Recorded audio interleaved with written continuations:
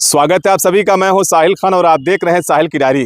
इस वक्त हम मौजूद है संत कबीरनगर के डीएम कार्यालय पर और ये है जिला पंचायत सदस्य। अक्सर जन जुड़े मुद्दे को उठाते रहते हैं। आज क्या मुद्दा पूछें, क्या नाम आपका? राम सुरेश चौरसिया। ये जो आप बराबर डीएम को आते हैं एक मुद्दा लेकर, आज का मुद्दा क्या आपका है?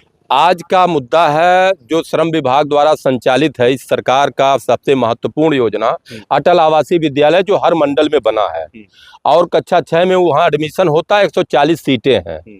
140 सीट के सापेक्ष इस विभाग द्वारा पूरे मंडल से 250 से 300 लाख प्रयास के बाद 250 से 300 फार्म ही अप्लाई हो पाता है, जो बहुत ही शर्मनाक है। जबकि नवोदय विद्यालय 80 सीट है, वहाँ 5000, 4000, 3000 हर जिले में फार्म अप्लाई होते हैं। लेकिन यहाँ ऐसा प्रतिबंध लगा दिया गया जिससे बच्चे मिल ही नहीं पा रहे हैं। तो प्रतिभा के आधार पर चयनित होते हैं, पर प्रतिभा नहीं देखी जा रही है। यही तो हमारी मांग है कि प्रतिभा के आधार पर किया जाए, सबको परीक्षा में बैठने का हक दिया जाए। यहाँ प्रतिबंध यह है कि श्रमिक का 3 साल का रजिस्ट्रेशन होना चाहिए, जबकि जितनी योजनाएं लाखों लाख की इनकी योजनाएं हैं, अच्छी योजनाएं हैं, महत्वपूर्ण योजनाएं हैं, सारी योजनाएं पर 1 साल का पुराना श्रमिक होना चाहिए। पर परीक्षा में बैठने के लिए 3 साल होना चाहिए, जबकि इसको लचर करना चाहिए, 1 साल कर देना चाहिए। दूसरा प्रतिबंध इसमें है कि 2 ही बच्चों का एडमिशन उसमें हो सकता है, 2 ही बच्चे बैठ सकते हैं एक श्रमिक के। जबकि राइट टू एजुकेशन 2009 के तहत जो अधिनियम है उसमें 1 साल से लेकर के 14 साल तक के बच्चों का मौलिक अधिकार है।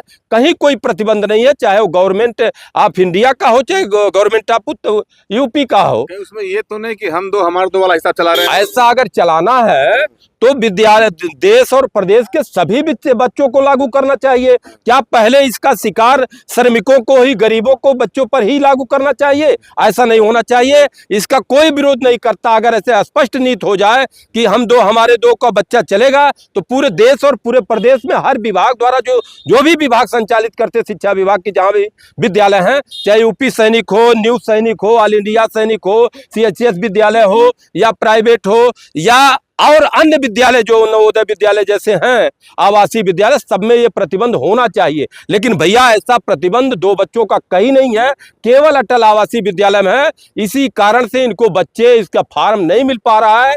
हमने सुना है कि 140 सीट के सापेक्ष 135-36 फार्म ही जमा हो पा रहे हैं।